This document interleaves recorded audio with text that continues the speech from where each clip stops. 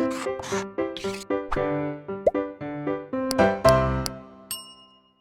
Everyone, मैं सुरभि गुप्ता हमारे YouTube channel blueprint digital में आपका स्वागत करती हूँ।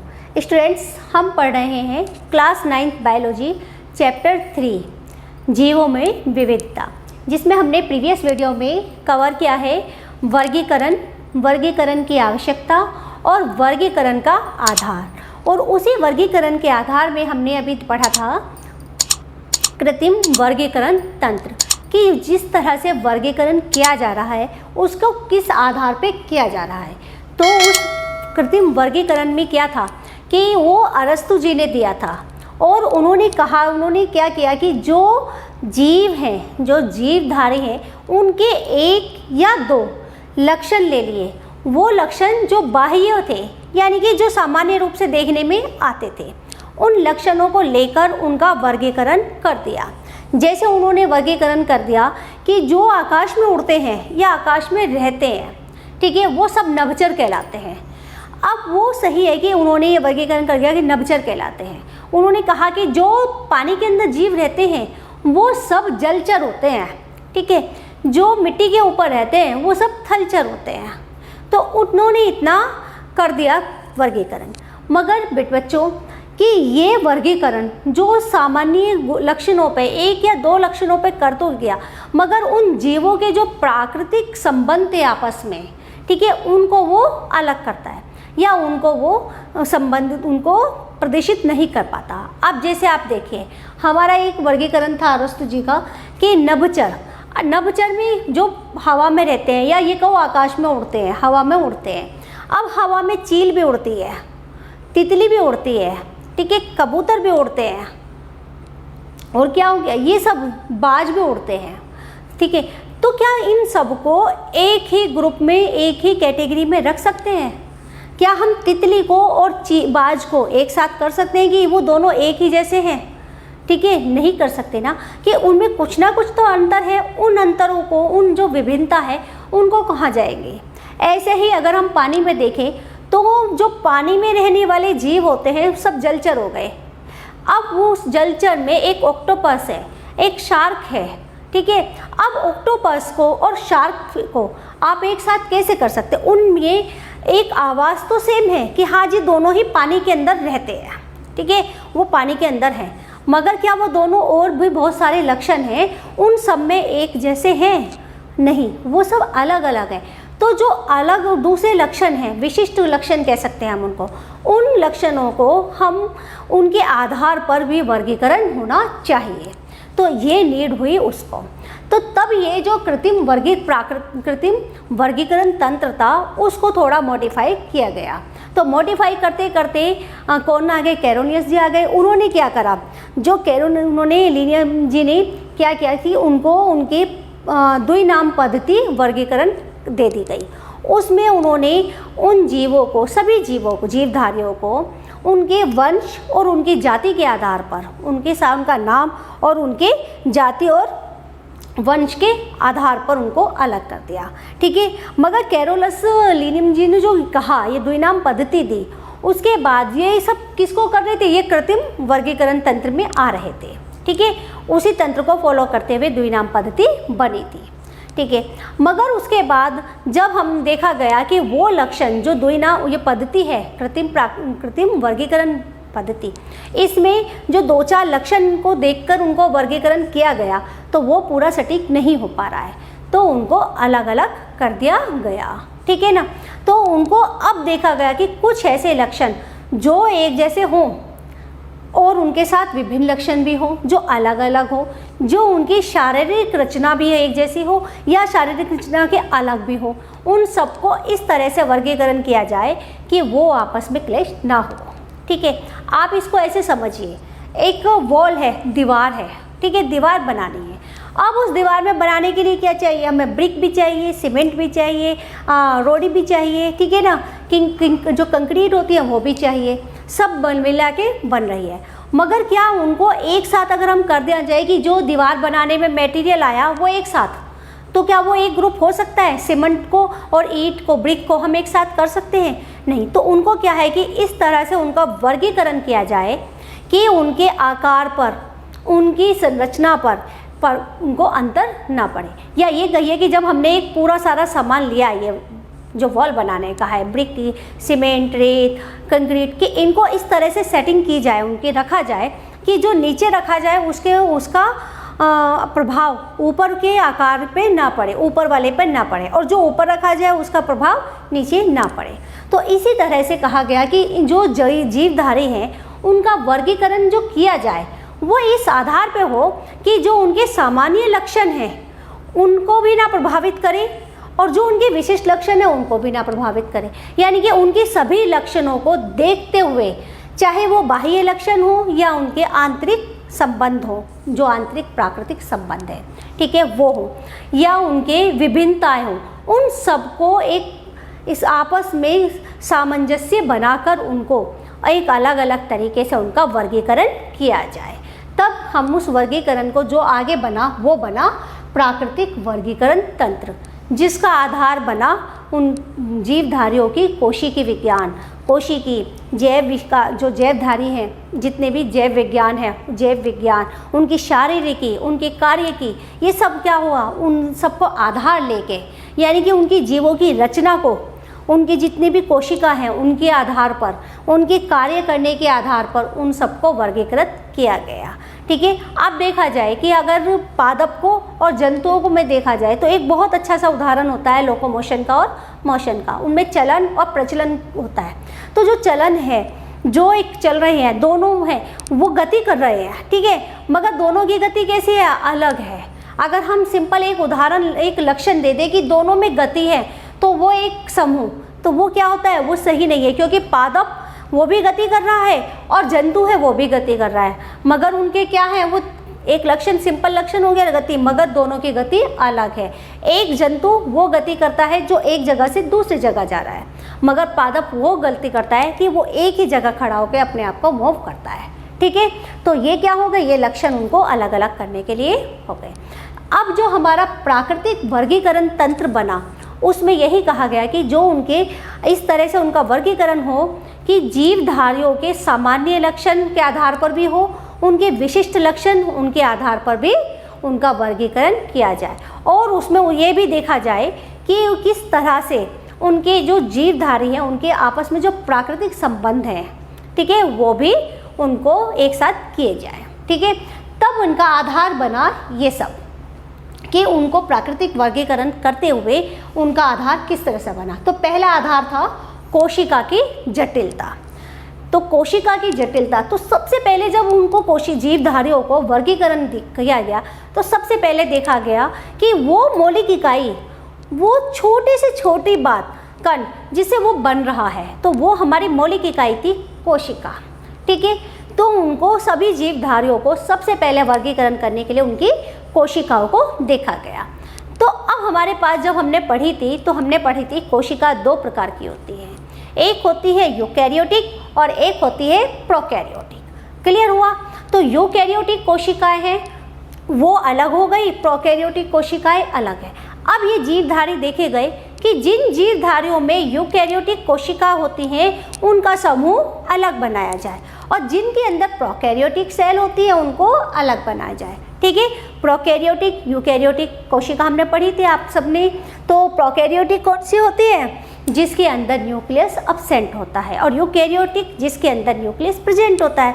प्रोकैरियोटिक जिसमें आवरण, जो झिल्ली होती है उससे बंधे हुए कोशिकांग नहीं होते, मगर यूकैरियोटिक में एक सभी में कोशिका कार्य करने के लिए, जो श्रम विभाजन करने के लिए कोशिकांग होते हैं, ठीक है, जो झिल्ली में कवर होते हैं। ये हमारी हो गई यूकैरियोटिक प्रोकैरियोटिक। तो उनको अलग अलग किया गया।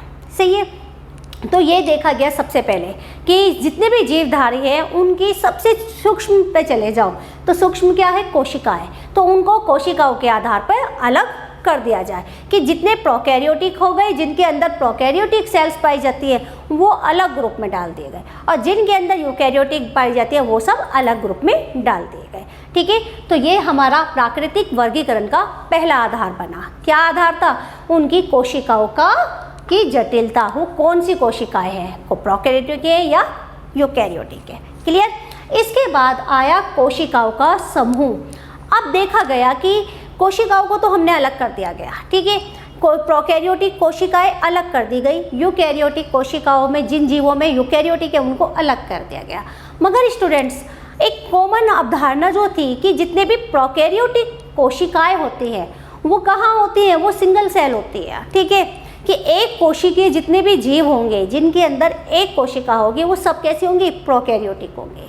या ये कहिए जो प्रोकैरियोटिक कोशिका है वो एक ही जीव बनाती है, एक ही सेल होती है जो पूरा जीव बनाती है, ठीक है। तो एक कोशिकीय जीव हो गए कौन से, जितने प्रोकैरियोटिक कोशिका वाले हो गए, और दूसरे हो गए बहुकोशिकीय, सही है। ये जो हमारा कोशिकाओं का समूह था इसमें उन्होंने देखा कि एक कोशिकीय जीव और बहुकोशिकीय जीव, एक कोशिकीय जिसमें एक कोशिका हो और बहुकोशिकीय जिसमें एक से ज़्यादा कोशिकाएं हों, तो वो हो गए बहुकोशिकीय जीव। क्लियर। तो इसका आधार बना कि कोशिकाओं का समूह देखा जाए। अब जितने भी एक कोशिकीय जीव होते हैं प्रोकैरियोटिक जो जितनी भी प्रोकैरियोटिक कोशिकाएं होती हैं वो एक कोशिकीय होती है, तो एक कोशिकीय में आ गई। मगर इसके साथ साथ जो यूकैरियोटिक कोशिकाएं होती हैं, यूकैरियोटिक सेल्स होती हैं, वो भी दो प्रकार की होती हैं। कुछ ऐसे भी हैं जो यूकैरियोटिक कोशिकाओं भी एक जीव बनाती है, ठीक है। तो इस तरह से एक कोशिकीय जीव वो भी होते हैं जिसमें यूकैरियोटिक कोशिका पाई जाती है, और बहुकोशिकीय में सब तो यूकैरियोटिक कोशिकाएं पाई ही जाती हैं। क्लियर।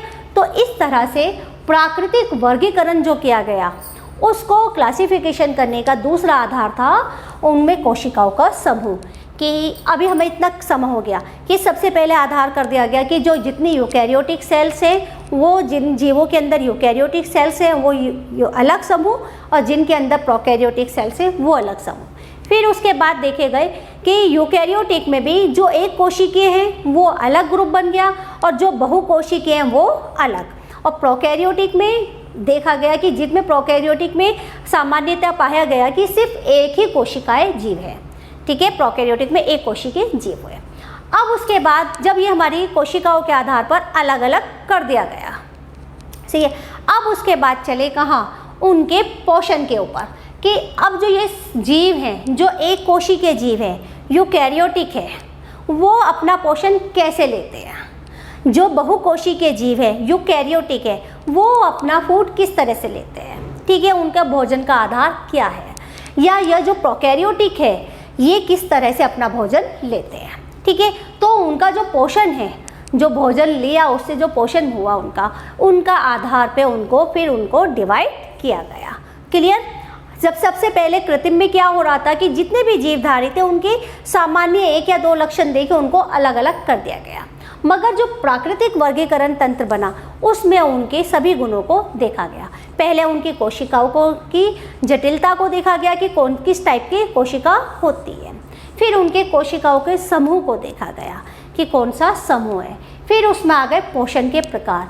पोषण के प्रकार कौन कौन से होते हैं हमने पढ़े हैं पोषण के प्रकार, ठीक है। जो पोषण कैसे ले रहे हैं, हेट्रोट्रॉफिक ले रहे हैं या ऑटोट्रॉफिक है, जो अपना भोजन प्रकाश संश्लेषण से बना रहे हैं या जो अपना भोजन अदर से ले रहे हैं, वो उनको अलग अलग कर दिया गया, ठीक है। तो यहाँ पे उनको पोषण के प्रकार पर उनका जो भोजन लेने का तरीका है, जो उनको पोषण लेने का वे है, उसके आधार पर उनको अलग अलग किया गया, ठीक है। तो इतना हमारा क्लियर हुआ अभी तक। उसके बाद जब ये पोषण हो गया तो उनको पोषण के आधार पर क्या हो गया, जितने भी जीवधारी थे वो दो समूह और अलग हो गए। कौन से, एक जंतु और एक पादप, ठीक है।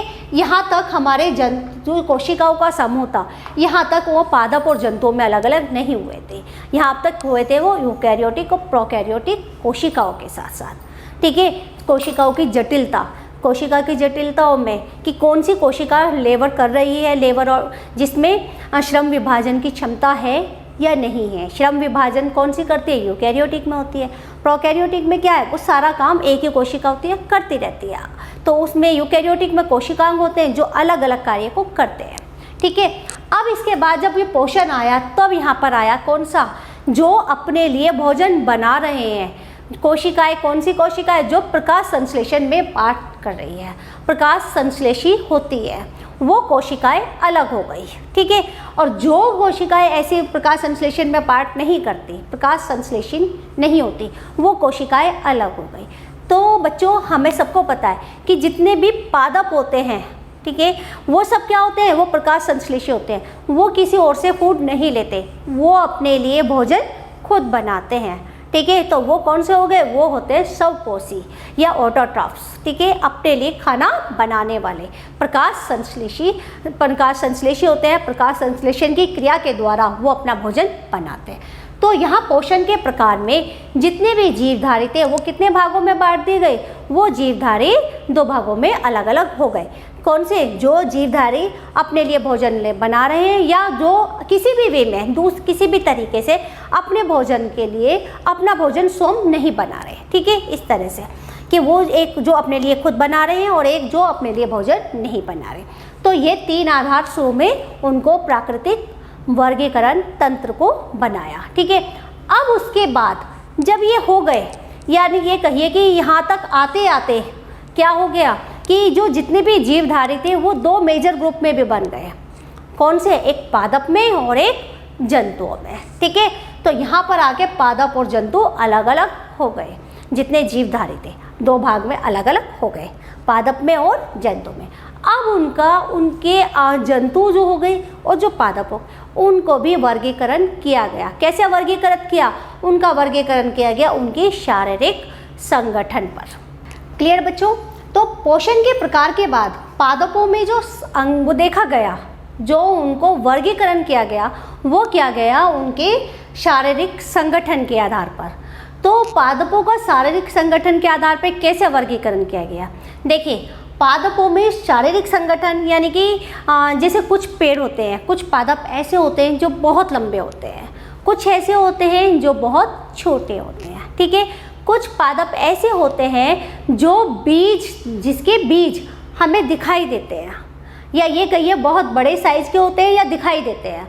और कुछ ऐसे होते हैं जिनके बीज कहाँ होते हैं? उनके फल के अंदर या उनके फूल के अंदर छिपे हुए होते हैं, या जितने छोटे होते हैं कि हम उनको देख नहीं पाते। क्लियर? कुछ पादप ऐसे होते हैं जो हमको औषधि देते हैं, कुछ पादप ऐसे होते हैं जो हमको औषधि नहीं देते, ठीक है। कुछ पादप ऐसे होते हैं जिनकी पत्तियां, जिनके तने अलग अलग दिखाई देते हैं, या ये कहिए उनकी रचना अलग होती है, उनके अंदर तना अलग होता है और उनकी पत्तियां अलग रूप में होती हैं। मगर कुछ पादप ऐसे होते हैं जिनके तने और पत्ती अलग अलग नहीं होते, या ये कहो हम उनमें उनके अलग अलग पार्ट नहीं होते कि लीव्स अलग हो, रूट अलग हो या स्टेम अलग हो, ये सब नहीं होते, ठीक है। कुछ बहुत बड़े होते हैं, कुछ बहुत छोटे होते हैं, सही है। तो ये सब क्या हो गए? ये हो गए आपके पादपों में शारीरिक संगठन। उनका संगठन कैसा है, उनकी जो स्टेम हो गया, स्टेम के अंदर जो स्ट्रक्चर है उसके आधार पर, ठीक है, वो एक बीजपत्री है या 2 बीजपत्री है, उस आधार पर उन सबको अलग अलग डिवाइड किया गया या अलग अलग वर्गीकृत किया गया, ठीक है। तो ये हो गया फिर पादपों में शारीरिक संगठन के आधार पर वर्गीकरण। अब जब पादपों में वर्गीकरण होने के बाद कौन आ गए? हमारे आ गए जंतु। जब पादपों में वर्गीकरण हुआ, उसी तरीके से जंतुओं में जो बहुत बड़ा एक मेजर ग्रुप था जंतुओं का, उनका भी वर्गीकरण होना शुरू हुआ। तो उनको भी वर्गीकृत किया गया शारीरिक संगठन पर। कैसे? अब देखिए, अब आप सोचेंगे कि सबसे पहले जंतुओं में अंतर देखिए। कुछ जंतु ऐसे होते हैं, उनकी क्या करते हैं? देखिए, उनका अंदर जिसे उनका भोजन होता है, जो कार्निवोर्स हैं, जो सब कुछ खाते हैं, ठीक है, उनके एलिमेंट्री कैनाल अलग टाइप से होगी, उनका पोषण अलग तरीके से होगा। कुछ ऐसे होते हैं जो कैसे होते हैं, सिर्फ है ना ये ग्रीन वेजिटेबल्स या घास खाते हैं, सही है, वो अलग हो जाएंगे। या ये कहिए कि कुछ जंतु ऐसे होते हैं जो अंडे देते हैं, जो रिप्रोडक्शन से आगे की नई जनरेशन जो बनाते हैं, वो कैसे बनती है? उनकी अंडों से होती है, वो अंडे देते हैं, अंडे से बच्चे बनते हैं, सही है। कुछ जंतु ऐसे होते हैं जो डायरेक्ट बच्चे को जन्म देते हैं। कुछ जंतु अपने बच्चे को दूध पिलाते हैं और कुछ दूध नहीं पिलाते। कुछ जंतु होते हैं जिनके अंदर बॉन्ड्स होती हैं तो वो किस में आ गए, वो कशेरुकी ग्रुप में आ गए। और जिनके अंदर बॉन्ड्स नहीं होते वो किस में आ गए, वो एककशेरुकी में आ गए। ठीक है, तो इस तरह से जो जंतु हैं उनको भी उनकी शारीरिक संरचना के आधार पर, कुछ जंतु जो 2 पैरों पे चलते हैं, कुछ ऐसे हो गए जो 4 पैरों पे चलते हैं, जो उनकी गति है, कुछ ऐसे होते हैं जो रेंग के चलते हैं, ठीक है, कुछ ऐसे होते हैं जो उछल कूदक के चलते हैं। तो इस तरह से उनके जो आधार थे, उनके बाह्य लक्षणों पर, उनके अंदर के शारीरिक जो उनके अंदर की संगठन है, शारीरिक संगठन है, अंदर के गुण हैं, उनके आधार पर उनको वर्गीकृत किया गया। क्लियर? अभी आपको समझ में आया कि हमने क्या पढ़ा? हमने पढ़ा वर्गीकरण के आधार। वर्गीकरण के आधार क्या थे कि पहले जो वर्गीकरण के आधार उनके मोस्टली जो है उनके गुणों को लेकर अलग अलग किया गया था। ठीक है, वर्गीकरण का आधार क्या है? उनका गुण थे। तो जो कृत्रिम वर्गीकरण बना उसमें उनके बाह्य गुण 1 या 2 बाह्य गुण देखे अरस्तु जी ने और उनको अलग अलग ग्रुप में डाल दिया गया। ठीक है, मगर उसके बाद जो प्राकृतिक वर्गीकरण तंत्र बना उसमें उसका वर्गीकरण का प्रमुख आधार जो बना जीवधारियों का, वो बनी कोशिका। ठीक है, तो जितने भी जीवधारी थे सबसे पहले उनको उनकी कोशिका के आधार पर वर्गीकृत किया गया। ठीक है, तो पहले हो गए कौन से? जो प्रोकैरियोटिक कोशिका वाले और यूकैरियोटिक कोशिका। तो इस तरह से उनको सबसे पहले जो उनका मेन जो आधार बना वो हो गया कोशिका। फिर उसके बाद उनके कोशिकाओं के समूह पर जितने आप इसे ऐसे समझिए, जितने जीवधारी तो उन्हें 2 ग्रुप में डाल दिया गया, यूकैरियोटिक और प्रोकैरियोटिक में। अब जो हमारे यूकैरियोटिक आए से ये सामान्यतः ये माने गए कि जितने प्रोकैरियोटिक होते हैं वो कौन से होते हैं? वो सब एक जीवधारी, एक कोशिकीय के जीव होते हैं, तो वो सब एक कोशिकीय हो गए। अब जो यूकैरियोटिक हो गए वो सब बहुकोशिकीय हो, ऐसा नहीं है। यूकैरियोटिक कोशिका वाले भी एक कोशिकीय जीव भी होते हैं। तो उनको किस तरह से बांटा गया? जितने आए उनको 2 समूह में बांटा गया, उनको वर्गीकृत किया गया 2 समूह में, एक कोशिकीय और बहुकोशिकीय जीव। ठीक है, अब जब एक कोशिकीय और बहुकोशिकीय जीवों का वर्गीकरण हो गया तो उनके बाद जो आए हमारे उनका पोषण, किस तरह से वो पोषण करते हैं। तो उसमें ये देखा गया कि जितने भी हेटेरोट्रॉफ्स हैं और जितने ऑटोट्रॉफ्स हैं उनको अलग अलग किया गया। एक होते हैं जो अपने लिए भोजन स्वयं बनाते हैं, ठीक है, वो होते हैं ऑटोट्रॉफ्स। ये अपने लिए, ऑटो मीन्स अपने आप स्वयं, और ऑटोट्रॉफ्स जो अपने लिए ट्रॉफिक मोड होता है भोजन बनाने का, जो अपने लिए फूड प्रिपेयर कर रहे हैं। तो जितने भी प्लांट थे जो, या ये कहिए जो अपने लिए भोजन स्वयं बना रहे थे, ठीक है, ऑटोट्रॉफ्स जितने थे उनको एक ग्रुप में डाल दिया गया, पादप ग्रुप, पादप समूह में। और जो अपने भोजन के लिए किसी और पे डिपेंड थे, चाहे वो पादपों पर डिपेंड हो या अदर एनिमल्स पर, किसी दूसरे जीव पर डिपेंड हो, उनको डाला गया जंतु ग्रुप में। ठीक हो गया। तो यहाँ तक आते आते हमारा पोषण के प्रकार तक आते आते ग्रुप बट गए। उसमें भी अभी आगे और भी वर्गीकरण हुआ पोषण के प्रकार, जैसे उनको आधार पे, पोषण के आधार पर अलग डाला गया। जैसे कॉर्निवोर्स हो गए। कौन से कॉर्निवोर्स कौन से होते हैं? जो मांसाहारी हो गए, जो मांस खाते हैं, ठीक है, जो घास खाते हैं, हरी हरी घास खाते हैं, ठीक है, वो हो गए शाकाहारी, अलग हो गए। जो सर्वाहारी होते हैं, जो घास भी खा लेंगे और मांस भी खा लेंगे, उन सर्वाहारियों को अलग कर दिया। ठीक है, फिर जो डिकम्पोजर होते हैं, अपघटन का काम करते हैं, उनको अलग कर दिया गया। जो उत्पादन करते हैं प्लांट, उनको उत्पादन की श्रेणी में रखा गया। जो खा रहे हैं उनको उपभोक्ता रखा गया। ठीक है, तो इस तरह से पोषण का प्रकार, बहुत पोषण के आधार पर बहुत सारे कैटेगरीज में अलग अलग डिवाइड हो दिए गए। ठीक है, तो यहाँ तक आते आते पौधे, पादप जगत और एक जगत बन गया जंतु जगत, अलग हो गया। अब जो जंतु जगत अलग हुआ और पादप जगत अलग हुआ, तो उन पादपों में भी बहुत सारे अलग अलग लक्षण दिखाई दिए। तो उन पादपों में भी उनके शारीरिक संगठन के आधार पर उनको अलग अलग ग्रुपों में डिवाइड कर दिया गया।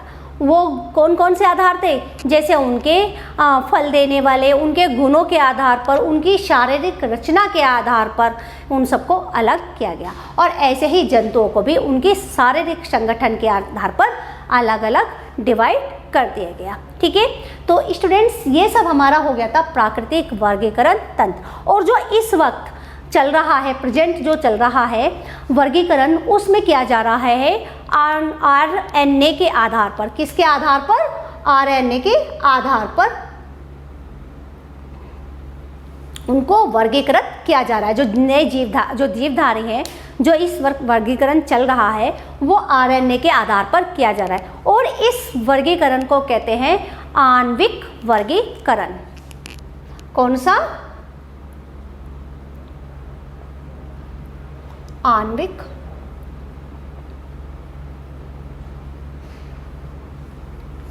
तो ये जो अब हो रहा है ये हो गया आणविक वर्गीकरण। क्लियर? तो हमने इस वीडियो में देखा बेटा वर्गीकरण की आवश्यकता, वर्गीकरण के आधार की, वर्गीकरण किस लिए आवश्यकता और वर्गीकरण को क्या क्या आधार बना, किस तरह से उसको वर्गीकरण किया गया। टेक्सोनोमी क्या होती है? किसी भी जीवधारी के नामकरण, उसके वर्गीकरण के जो अध्ययन किया जाता है, जिस अध्ययन के कारण वो उसका नामकरण किस तरह से किया जा रहा है, किस तरह से उसे पहचान दी जा रही है, उसको उनके अध्ययन को टेक्सोनॉमी कहा गया। ठीक है, अध्ययन किया गया। फिर हमने कृत्रिम वर्गीकरण तंत्र पढ़ा और पढ़ा प्राकृतिक वर्गीकरण तंत्र। बेटा स्टूडेंट्स, हम नेक्स्ट वीडियो में पढ़ेंगे जैव विकास। ठीक है, अब अगर आपको हमारी ये वीडियो अच्छी लगी हो तो आप इसे लाइक कीजिएगा, अपने फ्रेंड्स के साथ शेयर कीजिएगा और हमारे चैनल को सब्सक्राइब कीजिएगा। Thank you.